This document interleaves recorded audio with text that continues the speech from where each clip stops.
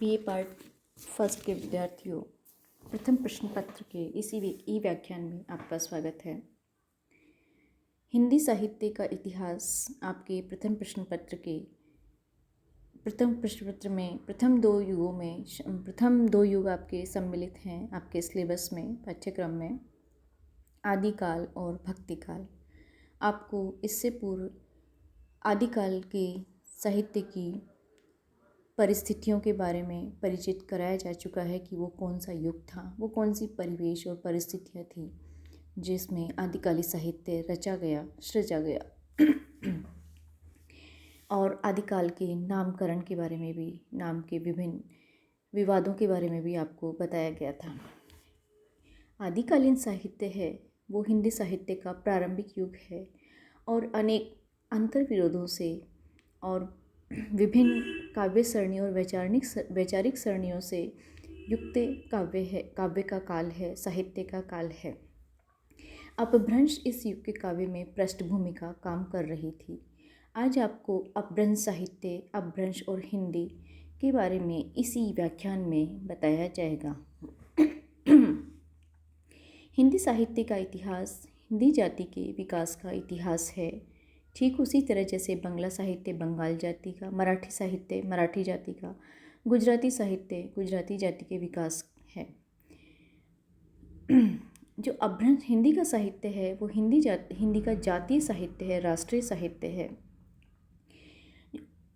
आदिकाल में हिंदी साहित्य के समानांतर संस्कृत और अपभ्रंश साहित्य की भी रचना हो रही थी, अर्थात मैंने आपको जैसा कि बताया विभिन्न काव्य सरणियों का ये काल था जिसमें संस्कृत, अपभ्रंश, हिंदी में समानांतर रूप से काव्य रचना हो रही थी। इनमें से संस्कृत साहित्य का तो सामान्य जनता और हिंदी कवियों पर उतना प्रत्यक्ष प्रभाव नहीं पड़ रहा था, किंतु अपभ्रंश भाषा साहित्य की निकटता के कारण हिंदी साहित्य के लिए निरंतर चलने वाली एक पृष्ठभूमि का काम कर रहा था, अर्थात जो अपभ्रंश का साहित्य था वो नवसृजित हिंदी के साहित्य के लिए एक पृष्ठभूमि का कार्य कर रहा था।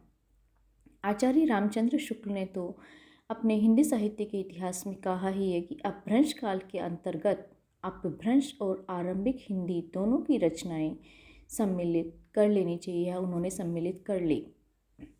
यद्यपि नवीन खोजों से यह सिद्ध हो चुका है कि उनमें से कुछ रचनाएं आरंभिक हिंदी के अंतर्गत ही आती हैं और अन्य को अपभ्रंश के अंतर्गत ही रखा जाना उचित है। अपभ्रंश और हिंदी अपभ्रंश के साहित्य और हिंदी साहित्य के जो प्रश्न हैं, क्या इनको अलग रखा जाना चाहिए या इनको जोड़कर देखा जाना चाहिए, इनके संबंध में विद्वानों के कई मतभेद हैं। इन मतभेदों को 3 श्रेणियों में बांटा गया है।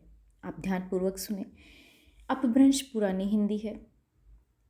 अपभ्रंश का जो शाब्दिक अर्थ होता है वो होता है अपने मार्ग से भ्रष्ट, लेकिन यहाँ पर अपभ्रंश भाषा के रूप में प्रयुक्त हुआ है और यही अपभ्रंश हमारी हिंदी की जननी है। अपभ्रंश साहित्य के संबंध में कहा गया है कि अपभ्रंश पुरानी हिंदी है, इसका साहित्य हिंदी साहित्य के इतिहास का अनिवार्य अंग है। ऐसी विचारधारा रखने वाले विद्वानों के नाम हैं गुलेरी जी, राहुल जी और रामचंद्र शुक्ल। वो इस मत का समर्थन करते हैं। दूसरी विचारधारा वाले विद्वान मानते हैं कि अपभ्रंश हिंदी नहीं है, फिर भी परवर्ती अपभ्रंश है वो पूर्ववर्ती परिनिष्ठित अपभ्रंश का विकास है, यानी हिंदी के निकट है। इसीलिए परवर्ती अपभ्रंश साहित्य को हिंदी के आदिकालीन साहित्य में सम्मिलित कर लेना चाहिए। इस विचारधारा के समर्थक हजारी प्रसाद द्विवेदी हैं। एक अन्य मत है, चूँकि व्याकरणिक दृष्टि से अपभ्रंश हिंदी से भिन्न है, इसीलिए अपभ्रंश के साहित्य को हिंदी साहित्य के इतिहास में सम्मिलित नहीं किया जाना चाहिए। ऐसा रामविलास शर्मा का मत है, या इससे मिलता जुलती विचारधारा उनकी है। चंद्रधर शर्मा गुलेरी ने सन 1921 में नागरी प्रचारणी पत्रिका में पुरानी हिंदी शीर्षक से एक लेखमाला की शुरुआत की थी और बाद में इन्होंने इन लेखों को पुस्तकाकार रूप में भी कर दिया था। उन्होंने कहा है कि अपभ्रंश पुरानी हिंदी है, ये गुलेरी जी ने ऐसी घोषणा की थी। अपभ्रंश को लेकर शुक्ल जी के इतिहास में भी एक रोचक अंतर्विरोध मिलता है। वे एक और अपभ्रंश या पुरानी हिंदी का प्रचार राजा भोज और मुंज के समय संवत 1050 में पाते हैं, तो दूसरी ओर वे सिद्धों और बौद्धों की भाषा को भी पुरानी हिंदी मानते हैं। राहुल जी कहते हैं काव्यधारा नामक पुस्तक में कि पूरा अपभ्रंश साहित्य पुरानी हिंदी है। उनके यहाँ पूर्ववर्ती और परवर्ती अपभ्रंश का कोई झमेला ही नहीं है। वे अपभ्रंश को संस्कृत और प्राकृत से भिन्न जाति की भाषा मानते हैं। उनका कहना है सुबंत, तिगंत और शब्द रूप और धातु रूप की शैली में ये दोनों पाली और प्राकृत ने ही संस्कृत का अनुसरण नहीं छोड़ा और अपभ्रंश यहाँ आकर भाषा में असाधारण परिवर्तित हो गया। उसने अपने नए सुबंतों और तिगंतों की सृष्टि कर ली है। उनकी दृष्टि में संस्कृत से पाली प्राकृत तक भाषा का विकास अविच्छिन्न है और अपभ्रंश इस अविच्छिन्नता से विच्छिन्न है। वे इसे भाषा का जात्यात्मक या गुणात्मक परिवर्तन कहते हैं। गुलेरी जी ने अपने निबंधों में आचार्य हेमचंद्र के व्याकरण में उल्लिखित दोहों और प्रबंध चिंतामणि और कुमारपाल प्रतिबोध में संग्रहित रचनाओं का विद्वतापूर्ण विवेचन किया है। उनके समय तक अपभ्रंश की बहुत कम रचनाएं प्रकाशित हो पाई थी और सन 1916 में हरप्रसाद शास्त्री द्वारा प्रकाशित बौद्धगान और दोहा भी देखने को नहीं मिलता था। इसलिए वे अपभ्रंश की रचनाओं का अपने निबंधों में उल्लेख नहीं किया और उन्होंने अपभ्रंश को पुरानी हिंदी कहा है। हजारी प्रसाद द्विवेदी अपभ्रंश को पुरानी हिंदी नहीं कहते हैं। उन्हीं के शब्दों में अपभ्रंश को अब पुरानी हिंदी कोई नहीं कहता। 1000 ईस्वी से लेकर के 1400 ईस्वी की रचनाओं को वे आदिकाल के अंतर्गत मानते हैं और इस काल में उपलब्ध रचनाओं को उन्होंने 2 श्रेणियों में बांटा है। जैन प्रभावापन्न परिनिष्ठित साहित्यिक अपभ्रंश की रचनाएं अर्थात जैनाचार्यों जो रचित साहित्यिक अपभ्रंश का रचनाएं हैं वो, और दूसरा मूल रूप से अत्यंत भिन्न बनी हुई लोक भाषाओं की रचनाएं। प्रथम श्रेणी में हेमचंद्र का व्याकरण, मेरुतंग का प्रबंध चिंतामणि के दोहे, अब्दुल रहमान का संदेश रासक, प्राकृत पेंगलम आदि के उदाहरित लोक भाषा के छंद हैं। दूसरी श्रेणी में रासो काव्य की गणना की गई है। संदेश रासक की रचना भी परिनिष्ठित अपभ्रंश में कर चुके हैं, फिर भी पता नहीं इसे आदिकाल के भीतर उन्होंने क्यों रखा है। रामविलास शर्मा आधुनिक आर्य भाषाओं को अपभ्रंश से निकला हुआ नहीं मानते हैं। उनका मत भिन्न है। वे भाषा वैज्ञानिकों की चिर परिचित अवधारणा को संस्कृत से प्राकृत, प्राकृत से अपभ्रंश, अपभ्रंश से आधुनिक आर्य भाषाओं का विकास हुआ है, साफ इनकार करते हैं। किशोरीदास बाजपेयी का उल्लेख करते हुए उन्होंने लिखा है, आद्य, मध्य, नव्य आर्य भाषा अथवा संस्कृत प्राकृत अपभ्रंश की सुगम नसेनी को छोड़कर के लुप्त प्राचीन भाषाओं की कल्पना करना उन्हीं लोगों का काम है जिनमें सरल, प्रचलित और लोकप्रिय किंतु अवैज्ञानिक मान्यताओं को विरोध करने का साहस है, जिसमें कठिनाइयों से टकराने और अनुसंधान के नए मार्ग खोजने के लिए पर्याप्त आत्मविश्वास है। किशोरीदास बाजपेयी के माध्यम से रामविलास शर्मा का यह अस्वीकार अनुसंधान के नए मार्ग की खोज और उनके आत्मविश्वास की भी अभिव्यक्ति है। साहित्यिक भाषा के समानांतर लोक भाषाओं की भी अपनी धारा बहती रहती है और ऐसा आदिकाल में प्रचुर मात्रा में हुआ है और फिर इन्हीं में से कोई एक साहित्यिक भाषा का रूप ले लेती है। साहित्य की भाषा कृत्रिम नहर का प्रवाह है तो लोक भाषा स्वतः प्रवाहमान नदी है। नहर का जल बहुत कुछ स्थिर और समरूप और धीरे धीरे बहने वाला होता है, जबकि नदी का जल चटुल, विषम और गत्यात्मक होता है, इसलिए उसमें मिठास और ताजगी होती है। यही बात साहित्यिक भाषाओं के साहित्य और लोक भाषा के साहित्य में पर सटीक बैठती है। रामविलास शर्मा संस्कृत प्राकृत अपभ्रंश की नसेनी का खंडन करते हैं और ये कदाचित उचित भी है। अब हम देखते हैं कि जो ये तो हुई अपभ्रंश और हिंदी की बात कि हिंदी की पृष्ठभूमि है या अपभ्रंश साहित्य है वो हिंदी भाषा के साहित्य में किस भांति पृष्ठभूमि का कार्य कर रहा है और कैसे विभिन्न विचारक उसको अपने अपने ढंग से देखते हैं। अब देखते हैं कि अपभ्रंश साहित्य क्या है और कौन कौन से प्रमुख कवि हैं। इसकी आपको जानकारी होनी अति आवश्यक है। अपभ्रंश साहित्य, नाथ साहित्य, सिद्ध साहित्य और जैन साहित्य, ये अपभ्रंश का रासों के समानांतर ही प्रमुख साहित्य की धाराएं हैं, जिनका महत्व किसी भी भांति कम नहीं है।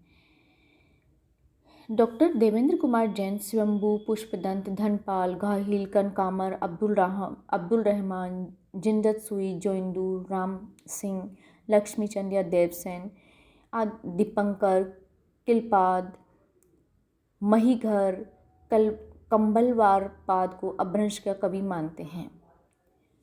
इनमें सबसे प्रमुख कवि हैं वो स्वयंभू हैं। स्वयंभू अपभ्रंश के प्रथम कवि भी माने जाते हैं, या कोई उनको हिंदी का प्रथम कवि भी कहता है।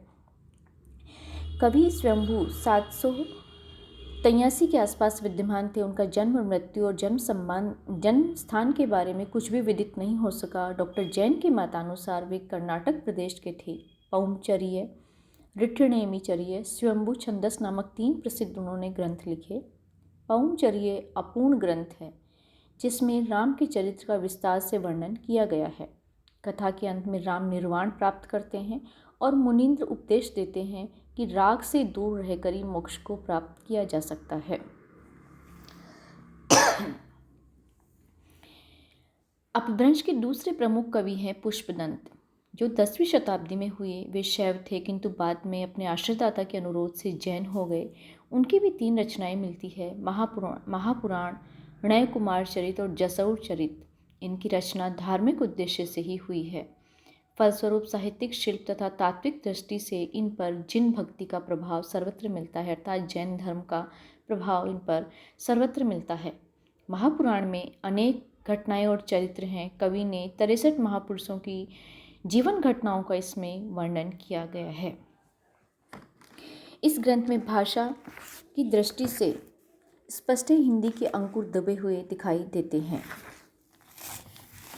पुष्पदंत की साहित्यिक रचना शुद्ध धार्मिक भाव से हुई है। महापुराण के प्रथम अध्याय में उन्होंने स्पष्ट लिखा है कि भैरव राजा की स्तुति में काव्य बनाने के लिए जिस मिथ्या ने जन्म लिया, उसे दूर करने के लिए मैंने महापुराण की रचना की है। विद्यार्थियों, अपभ्रंश के तीसरे और महत्वपूर्ण कवि हैं धनपाल। 10वीं शताब्दी में इन्होंने भविष्यत कथा नामक रचना की थी। मनुष्य हृदय की अत्यंत धार्मिक अभिव्यक्ति इसमें हुई है। यद्यपि धर्म भावना ही इसकी रीढ़ है, तथापि प्रत्यक्षतः लोक हृदय की विभिन्न स्थितियों का भी इसमें गहरा संबंध है।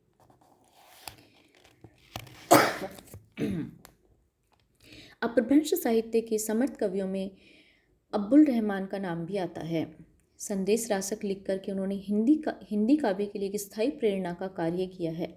विद्वानों ने उनका समय 12वीं शती का उत्तरार्ध और 13वीं शती का प्रारंभ माना है। संदेश रासक एक खंड काव्य है, जिसमें विक्रमपुर की एक वियोगिनी के विरह की कथा है। कवि ने उसका नक्षिक वर्णन, पति के लिए संदेश अत्यंत सहज भावभूमि पर चित्रित करके काव्य को मार्मिक बना दिया है। आदिकालीन हिंदी साहित्य में श्रृंगार रस की एक धारा इसी प्रकार की अपभ्रंश कृतियों के अनुकरण पर बह निकली है, जो भक्ति काल से होती हुई रीतिकाल में जाकर के प्रधानता प्राप्त कर चुकी है। अर्थात आदिकाल का साहित्य या आदिकाल एक पृष्ठभूमि के रूप में कार्य कर रहा है, जिसमें परवर्ती हिंदी साहित्य की कई प्रवृत्तियों के यहाँ बीज या अंकुर हमें दिखाई देते हैं। विद्यार्थियों, अपभ्रंश के चरित काव्यों की परंपरा से भिन्न एक रास काव्य परंपरा भी आरंभ हुई। 12वीं शताब्दी में जिंदत सूरी का उपदेश रास रसायन इसी दृष्टि से उल्लेख्य है। 80 पद्यों का यह नृत्य गीत काव्य रासलीला के उस मूल की ओर ले जाता है, जिसमें हिंदी के आदिकालीन रासो काव्य लिखे गए होंगे। अपभ्रंश में दोहा काव्य की भी परंपरा चल रही थी। कुछ कवि कोश के रूप में दोहा काव्य लिखते थे और कुछ फुटकर भी लिखते थे। जोइंदू नामक कवि की 6ठी शताब्दी में परमात्म प्रकाश और योगसार नामक रचनाओं से अपभ्रंश में दोहा काव्य का प्रारंभ माना जाता है। अर्थात कभी कभी लघुतरात्मक प्रश्नों में इस तरह के प्रश्न आते हैं कि दोहा कोश किसकी रचना है या परमात्म प्रकाश किसकी रचना है और दोहा काव्य का आरंभ किससे माना जाता है, तो इसमें जोइंदू नामक कवि की 6ठी शताब्दी की परमात्म प्रकाश और योगसार नामक रचनाओं से अपभ्रंश में दोहा काव्य का आरंभ होता है। यह परंपरा 15वीं शती तक चलती है और इसी परंपरा में 11वीं शती में राम सिंह ने पाहुड़ दोहा नामक ग्रंथ भी लिखा था। इसमें इंद्रिय सुख और सांसारिक सुखों की निंदा की गई है। त्याग, आत्मज्ञान और आत्मानुभूति को महत्व दिया गया है। निश्चय ही जोइंदू से प्रारंभ होकर के परंपरा में लिखित पाहुड़ दोहा दार्शनिक काव्य की एक ऐसी कड़ी है जो हिंदी साहित्य के आदिकाल से लेकर के रीतिकाल तक निरंतर जुड़ती हुई चली जाती है। तो विद्यार्थियों, ये है आदिकाल का जो अपभ्रंश साहित्य है, जो जैन कवियों के द्वारा या धार्मिक दृष्टि से लिखा गया साहित्य था, लेकिन इसका महत्व है वो किसी भी भांति कम नहीं है। अपभ्रंश मूलतः पश्चिम भारत की बोली थी और आभीरों के आने के बाद उस बोली में उकारत्व का भी बाहुल्य हो गया था। धीरे धीरे समूचे उत्तर भारत के साहित्य की भाषा ये हो गई थी, पर इसकी अधिकांश रचनाएं हैं वो राजस्थान, गुजरात, बिहार और बंगाल में पाई जाती हैं। मध्य प्रदेश में कई ब्रजभाषा के कवि भी हैं। जैन परंपरा के सर्वप्रथम कवि स्वयंभू थे। आपको इनके बारे में बताया जा चुका है। स्वयंभू एक महत्वपूर्ण कवि थे और प्रथम कवि भी थे।